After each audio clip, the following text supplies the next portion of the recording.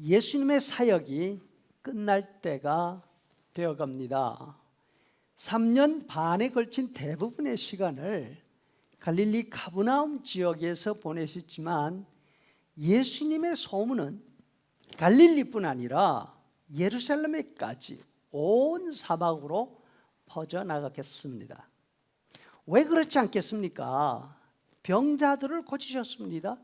귀신 들린 사람들에게서 귀신을 내어 쫓아주셨습니다. 심지어 죽은 사람들을 살려내 주셨습니다. 예수님이 어디 있으시다는 소문이 나면 삽시간에 사람들이 몰려들어서 압사 사고가 날 지경이었습니다. 하루는 사람들이 너무 많이 모여드니까 바닷가에 서서 가르치신 예수님이 물속으로 빠질 뻔한 경우도 있지 않습니까? 배를 가져오라 하시고 배 위에 앉아서 말씀을 가르치셨습니다. 발 없는 말이 천리를 간다고. 원래 소문은 빨리 퍼지는 법입니다. 예수님 소문이 멀리 사해바다 건너 마케루스 요새에 있는 헤롯 안디바 왕의 귀에까지 들어갔습니다. 헤롯은 예수님의 소문을 듣고 심히 당황했다 이렇게 말합니다.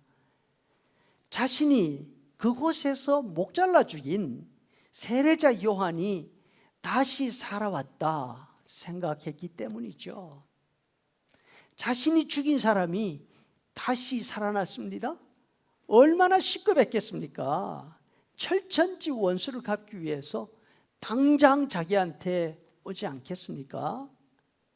그때쯤에 예수님은 작은 빵 5개와 엔초비 2개를 가지고 장정만 5,000명을 넘기는, 그때쯤 예수님은 작은 빵 5개와 엔초비 2개를 가지고 장정 5,000명을 비롯한 그곳에 모인 아이들과 여인 많은 사람들을 배고픔에서 건져 주셨습니다. 예수님 주변에 모이던 사람들이 남자만 헤아려도 5,000명이나 됐다 그렇게 하니까 당시 사람들이 예수님을 향해서 가졌던 기대가 어느 정도였는지 가늠이 되지 않습니까? 이렇게 온 세상이 예수님을 원하는 그 시점에 예수님이 혼자 계십니다. 너무나 이상한 장면 아닙니까? 혼자 계시기가 더 어려운 그런 상태인데도 말입니다. 모든 사람이 예수님을 필요로 합니다. 예수님을 찾습니다. 근데 예수님이 아무도 만나고 싶어 하지 않으십니다. 사람들의 필요 채워주실 생각이 없으십니다. 그 모습을 보고서 옆에 있는 제자들 얼마나 답답했을까요? 혼자서 기도하시던 예수님이 제자들에게 말문을 여십니다. 무리가 나를 누구라고들 하느냐? 예수님의 질문에 제자들이 반색했을 것입니다. 서로 나서서 말합니다. 세례자 요한이라 합니다. 엘리야라 합니다. 모세가 말했던 그 선지자라고 이야기합니다. 예수님에 대한 소문이 장난이 아닙니다. 근데 여기서 왜 이러고 계세요? 예수님이 말씀을 이어갑니다. 그러면 너희는 나를 누구라 하느냐? 이번에는 베드로가 나섰습니다. 하나님의 그리스도십니다. 온 이스라엘 사람들이 기다리고 기다리던 그 메시아이십니다. 예수님은 자신을 찾는 수많은 사람들이 자신에게 무엇을 바라고 있는지 잘 알고 있으셨습니다. 그런데 그 기대는 제자들이라고 다르지 않았습니다. 오히려 예수님께 거는 기대는 제자들이 다른 사람들보다 훨씬 더 컸습니다.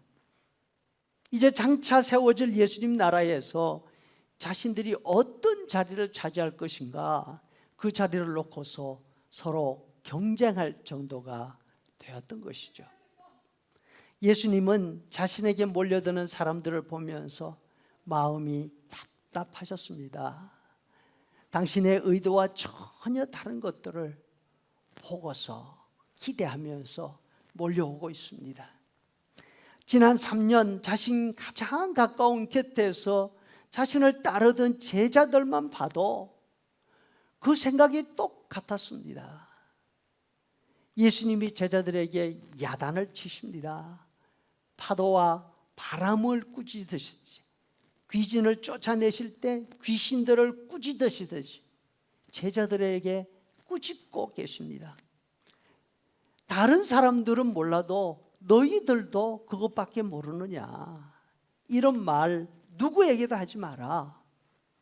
나는 사람들이 생각하듯이 기적을 일으키는 구약의 선지자들이나 너희들이 생각하는 것처럼 장군 같은 메시아가 아니야.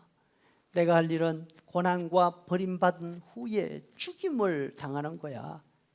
그러나 죽은 후에 3일 만에 다시 살아날 거다.